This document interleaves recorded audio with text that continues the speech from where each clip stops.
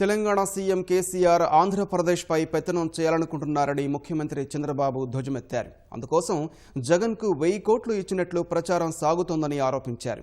ఈ కుట్రల్ని సాగనివ్వబోమని హెచ్చరించారు. బీహార్, యూపీ తరహా రాజకీయాలతో అలజడి సృష్టించేందుకు వైకాపా యత్నిస్తుందని దుయ్యబట్టారు. రాష్ట్రంలో జగన్ వస్తే అరాచకం రాజ్యమేలుతుందన్న చంద్రబాబు అందరూ అప్రమత్తమై తెలుగుదేశం పార్టీని మరోసారి గెలిపించాలని పిలుపునిచ్చారు.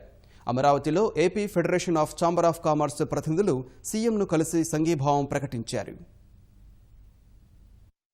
కడాన కేసీఆర్ ఉద్దేశం ఆయన రిమోట్ కంట్రోల్ చేయాలని, ఆ రిమోట్ కంట్రోల్ కోసం ఈయనకి పెట్టుబడి పెడుతున్నాడు. ఆ విషయం కూడా మీరు గుర్తుపెట్టుకోవాలి. చెప్తున్నారు, రూమర్స్ మీరు కూడా ఉంటారు, 1000 కోట్లు 500 కోట్లు ఇస్తాడని. ఎంత ఇస్తాడో తెలియదు, 1000 ఇస్తాడా, ఇంకా ఎక్కువ ఇస్తాడా, తక్కువ ఇస్తాడా తెలియదు. కానీ ఇతను అమ్ముడు పోయే సరుగ్గా తయారైపోయాడు. ఎవరు? మన జగన్మోహన్ రెడ్డి. ఈయన డబ్బులు అంటే మహాపిచ్చ. కాబట్టి మనం జాగ్రత్తగా లేకపోతే వాళ్ళు తీసుకొచ్చే డబ్బులకో ఇంకో దాన్ని ప్రభావితం చేసే పరిస్థితి వస్తే జీవితంలో చాలా కష్టపడతాం. నిన్న మొన్న మీరు చూశారు, మాఫింగ్ చేశారు ఫోటోలు, వీడియోని చిత్తమనింది. ఇక్కడ మీరు చూశారు కొండవీళ్ళు. ఏదో కారణం వల్ల ఆయన ఆత్మహత్య చేసుకుంటే నేనే సంతాపం పెట్టి వస్తే దాన్ని పెద్ద రాజకీయం చేసి పోలీసులే చేశారని చెప్పే పరిస్థితికి వచ్చారు. ఎంపీకే ఉన్నాడు ప్రశాంత్ కిషోర్. వాళ్ళు అక్కడ యూపీలో, బీహార్లో చేసిన రాజకీయం ఆంధ్రలో చేయాలనుకుంటున్నారు.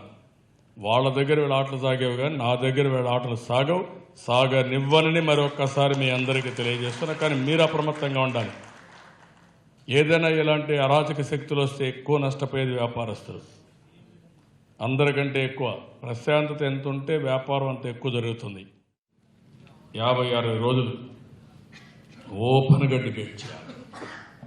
నేను ఒకటే చెప్తున్నా, రేపు కానీ మీరు కానీ ఇప్పుడు పర్వాలేదులే ఆయన చూసుకుంటున్నాడు, నా వ్యాపారం నేను చేసుకుంటాను, 1 గంట వస్తే ఒక 10 రూపాయలు పోతుంది, నాకెందుకు వచ్చింది అని ఒక బాధ్యత లేకుండా మీరుంటే రేపు ఇంట్లో కూడా మీరు వ్యాపారాలు చేయాలి. గుర్తుపెట్టుకోండి, మీ వ్యాపారాలన్నింటిలో వీళ్ళకి వాటా కట్టాలి.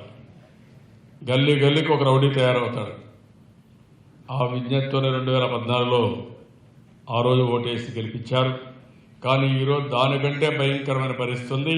మీ భవిష్యత్తు కోసం, ప్రజల భవిష్యత్తు కోసం, భావితరాల భవిష్యత్తు కోసం మనందరం కలిసి 2019లో అన్ని సీట్లు గెలిస్తేనే మన రాష్ట్ర భవిష్యత్తు, ఈ రాష్ట్రానికి ఉనికి అని చెప్పి మరొకసారి తెలియజేసుకుంటూ, మీరు ఇంత అభిమానంతో మీరు వచ్చిన దానికి పేరు పేరున అభినందనలు, ధన్యవాదాలు.